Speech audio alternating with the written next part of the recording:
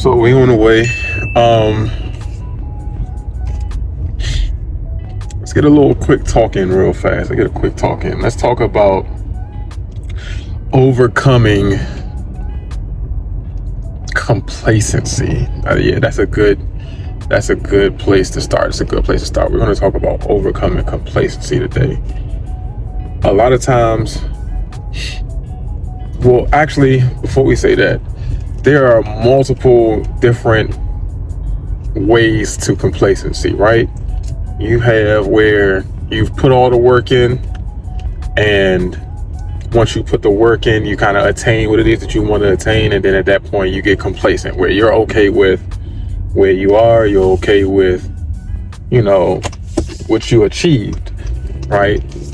And you tend not to work as hard, you tend not to put in the same amount of effort that you probably would normally put in, or that it took to even get to that place that you were trying to attain. And that's one way of complacency. Another way of complacency is you feel almost have like a victim mentality, where you feel as though the whole world is against you, and you feel as though it's nothing that you do is going to matter or amount to anything. No matter how hard you try, it's not going to work. So you get complacent in staying with whatever your situation is and not trying to better your circumstance. To me, these are the two most common forms of complacency. Neither one of them is great, and I'll give you why. For the second one that I just gave you, if you stay mediocre or below average, you'll never attain or achieve the things that you want to achieve. Not trying is simply just giving up. There's a quote that I like to use or utilize when it comes to whenever just having conversations with friends, family, or clients. I don't know who came up with the quote, but the quote is, you miss 100% of the shots that you don't shoot, right? And that still holds true. Like, if you never pick the ball up and you never shoot, you'll never achieve what it is that you want. You might as well. That's worse to me. That's worse than missing, because at the end of the day, you'll never know if you would have made that basket. You'll never know if you would have gotten that promotion had you not have gone for it. You'll never know if that business would have worked out had you have never tried to get it. So, in my estimation, they're both bad, but that is the worst form of complacency. Now, for the second form of complacency, that's also bad as well, because once you attain what you want, if you're not pushing or striving to get to another level or another goal, then you kind of lose purpose in life. You lose your purpose in life. You lose your motivation. And honestly speaking, this also holds true. If you're not growing, if you're not trying to change and better yourself, then you're pretty much dying off. And while we all have an expiration date at some point, better to leave a legacy and to leave people with stories of this mythological person that was just amazing and great, than to, hey, he achieved this, but then he stopped and he fell off the face of the earth. So in my mind, when it comes to complacency, those are some of the things those are two of the most common forms of it that you got to watch out for and be careful for, because you don't want to be complacent in life. So yeah, that's my little rant. It actually went on a little longer than what I thought it was going to be, but we're pulling up to the gym now, and we're about to go in here. Like I said, I got a guest pass, so I'm just testing this gym out to see if I actually like it. It's not too far away from where I am, so if I like it, then I'll also be using this gym as well for content. So wish me luck. Okay, so first up we have decon flies with push-ups. I like to get a nice warm-up in before I get started. Today I particularly didn't really get a chance to warm up, just because it's a new gym and I was also pushed for time. But as you can see, I did a little bit of stretching. I like to hang, which stretches out the lats and my chest area, and then I get right into it. In between these decline flies and push-ups, I also do a bit of stretching of the shoulder and the chest as well to keep opening that region up so that I'm not super tight when I get to the heavy portions of the lift.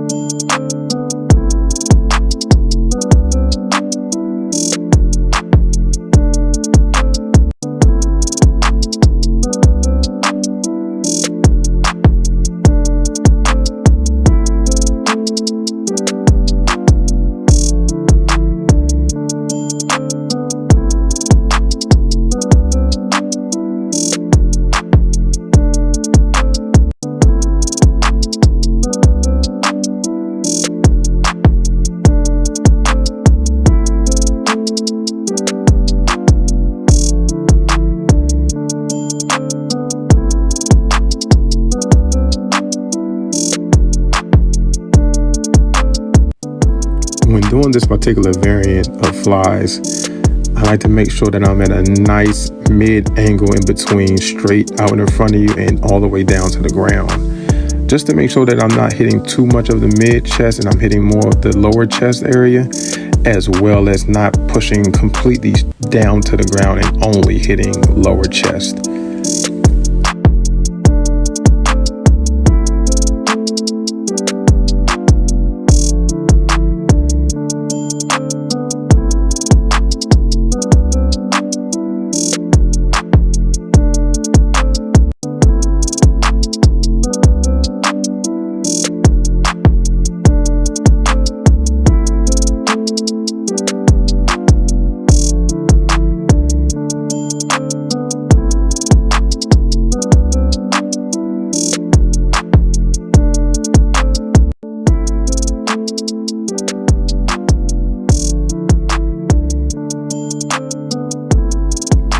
Be sure to drive through your wrist and through your fingertips so that you get the maximum amount of squeeze at the bottom of this movement.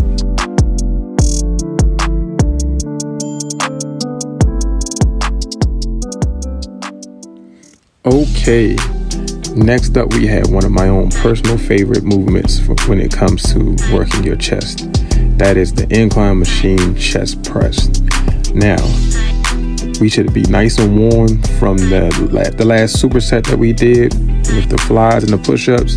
So now we can start to add on some weight and actually go heavy and crank out some reps here.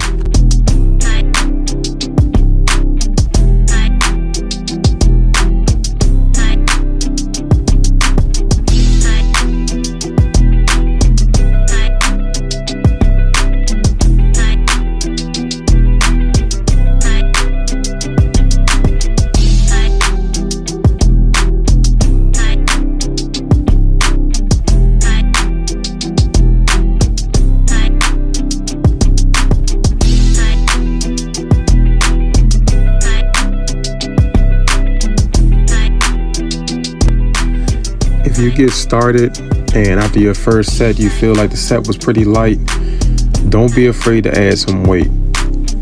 There's nothing wrong with that. You should be wanting to progress.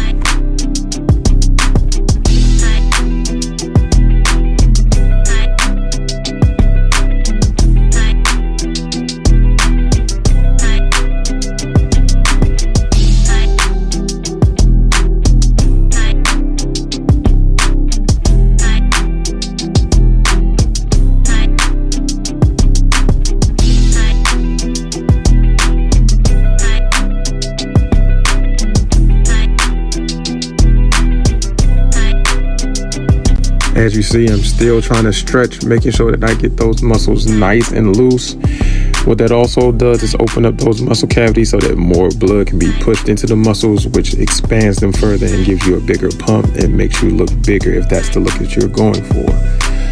Also, because I don't have a spotter with me today and I'm working out on my own, when I'm going heavy, I may not be able to complete the full set of 10. It is okay if you need to take a second. Just be sure to not let your rest break be too long. Keep it between 5 to 10 seconds and try to go back and crank out the rest of those reps.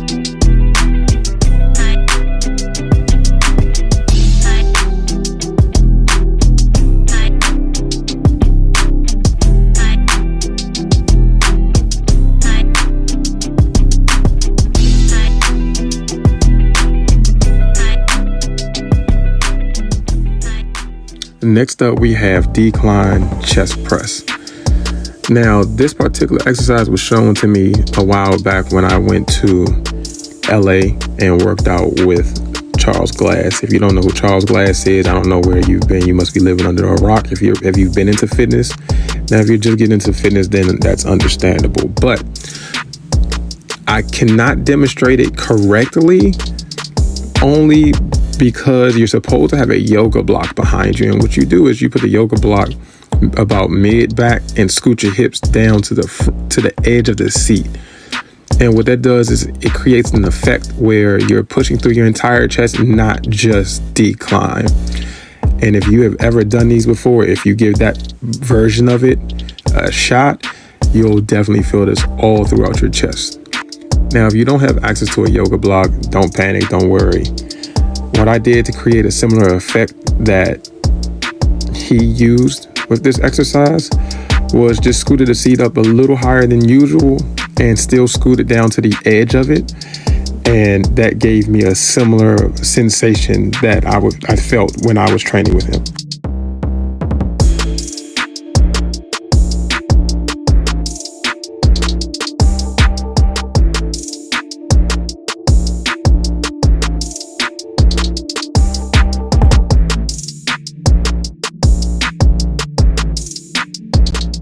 As you can see now, lifting the heavy weight is starting to take effect. So I'm giving myself a little extra time in between just to make sure that I can complete the set.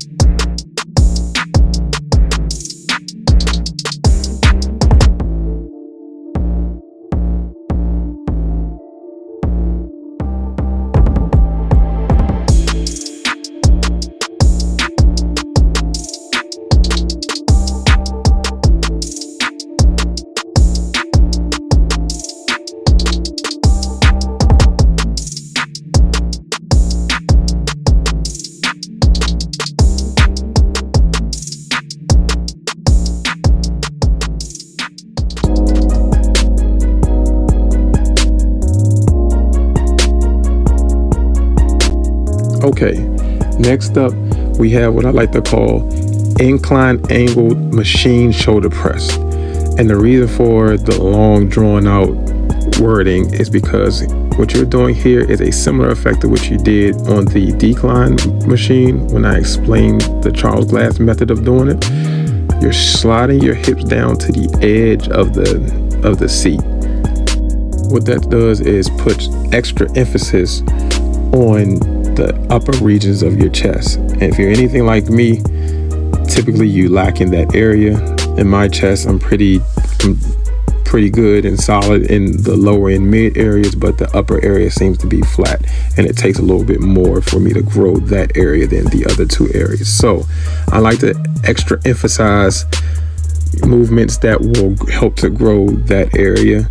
So this is one of my go-to, if not my actual go-to movement.